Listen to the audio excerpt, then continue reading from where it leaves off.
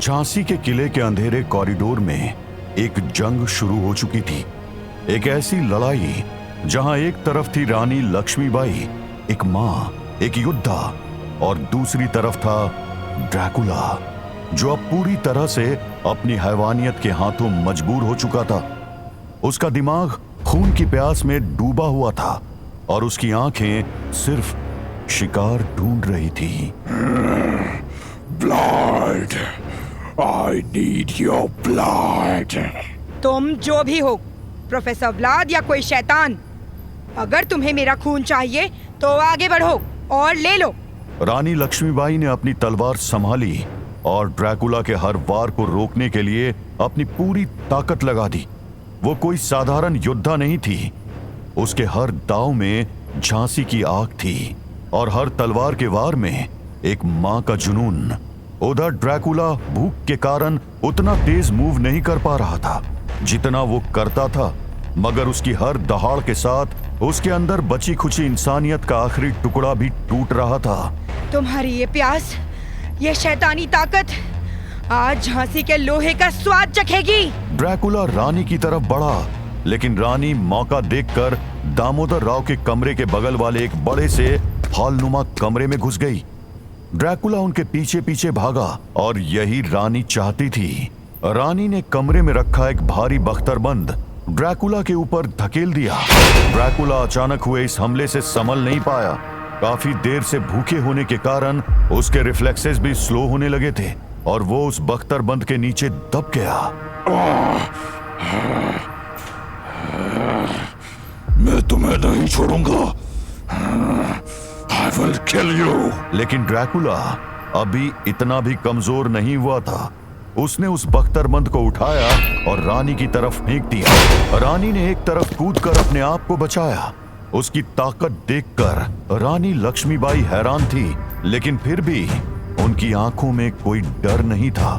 वो जानती थी कि ड्रैकुला की ताकत उनसे ज्यादा थी, लेकिन एक मां अपने बच्चे के लिए कितनी भी बड़ी ताकत से भिड़ने की हिम्मत रखती है। रानी ने कमरे के दूसरे हिस्से की तरफ दौड़ लगा दी। ड्रैकुला अब तक संभल चुका था और वो भी उनके पीछे भागा। ड्रैकुला का हाल इस समय किसी भूख से पागल जानवर जैसा हो चुका था, लेकिन वही भूख उसकी स्पीड को कम कर रही थी। इसलिए रानी को मौका मिल गया उस हॉलनुमा कमरे में रखा तीर कमान उठाने का। I want your blood. तेरी ये ख्वाहिश अभी पूरी नहीं होगी। रानी लक्ष्मीबाई ने ड्रैकुला की तरफ एक तीर चलाया, लेकिन ड्रैकुला इतना भी कमजोर नहीं हुआ था। उसने अपने हाथ से अपनी तरफ आते हुए तीर को लपक लिया। You missed. ड्रैकुला ने तीर को वापस रानी की तरफ जोर से फेंका। रानी ने ड्रैकुला के फेंके तीर से बचते हुए ताबड़तोड़ कई तीर चलाए और इस बार सब निशाने पर लगे। एक तीर ड्रैकुला के पैर में लगा, वहीं एक उसके घुटने में और दो तीर उसके फेफड़ों को चीर गए।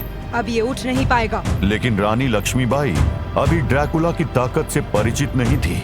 उसने अपने जिस्म में लगे एक एक तीर को निकालकर इधर उधर फेंक दिया। रानी को अपनी आंखों पर विश्वास नहीं हो रहा था। ड्रैकुला के घाव भर रहे थे। ये प्रोफेसर आखिर क्या बला है? ये तो बिल्कुल उन शैडो सोल्जर्स की तरह है। ये भी मर नहीं सकता। तो फिर एक ही रास्ता बचा है। रानी ने अपने चारों तरफ देखा और अचानक उनकी आंखों में चमक आ गई। ये उन सोल्जर्स से ज्यादा तेज है। मेरे पास बस एक ही मौका है। दौड़ते दौड़ते रानी ने दो तीर चलाए और फिर कुछ कदम आगे जाकर रानी रुक गई। वो ड्रैकुला की तरफ पलटी और ये देखकर ड्रैकुला एक पल के लिए रुक गया, क्योंकि आज तक उसके किसी शिकार ने ऐसा नहीं किया था। Blood. रानी के चेहरे पर एक हल्की सी मुस्कान थी। उन्होंने अपने पास लगी मशाल को उठाया और ड्रैकुला की तरफ उछाल दिया। ड्रैकुला को एहसास ही नहीं हुआ कि वो तेल के ऊपर खड़ा था। असल में रानी ने दौड़ते हुए वहां रखे तेल के दो घड़े तीर से फोड़ दिए थे। ड्रैकुला उनका पीछा करता हुआ उसी बिखरे हुए तेल के ऊपर आकर रुका और भूख से परेशान ड्रैकुला की नाक खून के अलावा कुछ सूंघ ही नहीं पाई। ड्रैकुला का जिस्म आग की लपटों से घिर चुका था। वो और भी ज्यादा कमजोर पड़ रहा था।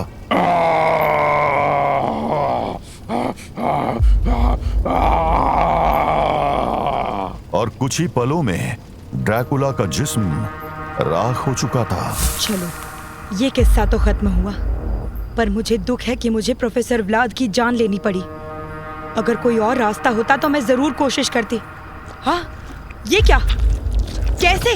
रानी लक्ष्मीबाई की आंखों में दुनिया भर की हैरानी दिख रही थी। उनके सामने बिखरा राख का ढेर आकार ले रहा था। जली हुई हड्डियां एक दूसरे से जुड़ रही थी और हड्डियों के ऊपर मांस की परत चढ़ रही थी। ये तो राख से जिंदा हो रहा है।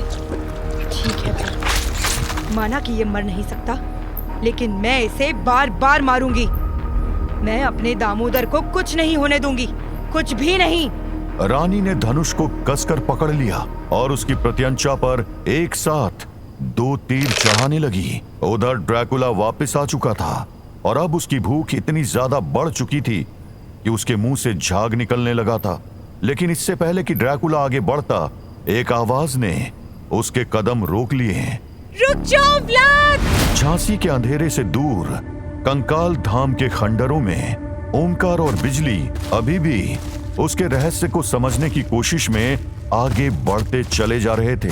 लेकिन कुछ देर पहले ओमकार को एक बिल्ली दिखने के कारण दोनों के कदम रुक चुके थे, क्योंकि काली बिल्ली का दिखना उन दोनों के लिए एक सवाल बन चुका था। बिजली, देखो, वो बिल्ली उधर उस खंडर के कोने में। हाँ, ये तो सच में है। पर ओमकार, मुझे ये सब ठीक नहीं लग रहा। ये जगह, ये कंकाल धाम, यहाँ सदियों से कोई नहीं आया, तो फिर ये बिल्ली कहाँ से आई? बिल्ली की उस आवाज में एक अजीब सी बेचैनी थी।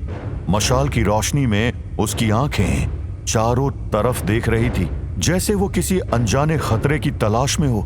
बिजली बहुत ध्यान से उस बिल्ली को देख रही थी। ओमकार, ये बिल्ली शायद हमसे कुछ कहना चाहती है। शायद हमें कहीं ले जाना चाहती है। चलो देखते हैं ये बिल्ली हमें कहाँ ले जाती है। शायद ये हमें उस मंजिल तक पहुँचा दे जिसकी तलाश में हम यहाँ आए हैं। दोनों धीरे धीरे बिल्ली के पीछे चले। बिल्ली की आंखें अंधेरे में चमक रही थी और वो एक टूटी हुई दीवार के पास रुकी। वो देखो, वो वहाँ रुक गई। लगता है वहाँ कुछ है। वहाँ जमीन पर एक पुराना लोहे का ट्रैप डोर था। ओमकार और बिजली ने एक दूसरे की तरफ देखा और फिर ओमकार ने ट्रैप डोर को खोलने का फैसला किया। ओमकार, इसके नीचे क्या होगा? पता नहीं, लेकिन जो भी होगा हम मिलकर देख लेंगे। ट्रैप डोर के नीचे एक अंधेरी सीढ़ी थी जो एक बड़े हॉल की तरफ जा रही थी। दोनों मशाल के सहारे नीचे उतरे और जैसे ही उनके पैर हॉल की जमीन पर पड़े, उनकी आंखें चमक उठी। ये हॉल पूरा आईनों से भरा हुआ था। दीवारों पर, छत पर और जमीन पर भी हर आईना एक दूसरे के रिफ्लेक्शन को बार बार दोहरा रहा था, जिससे पूरा हॉल एक भूल भुलैया सा लग रहा था। ये क्या जगह है? ध्यान से बिजली, ये आईने, इनमें कुछ गड़बड़ है। मुझे लगता है ये कोई जाल है। तभी आईनों के बीच से एक हल्की सी आवाज गूंज उठी, जैसे कोई उनके कान में कुछ कह रहा हो। बिजली ने मशाल को ऊपर उठाया और एक आईने में उसने अपना रिफ्लेक्शन देखा, लेकिन वो रिफ्लेक्शन बिल्कुल उस जैसा नहीं था। आईने में उसकी तस्वीर मुस्कुरा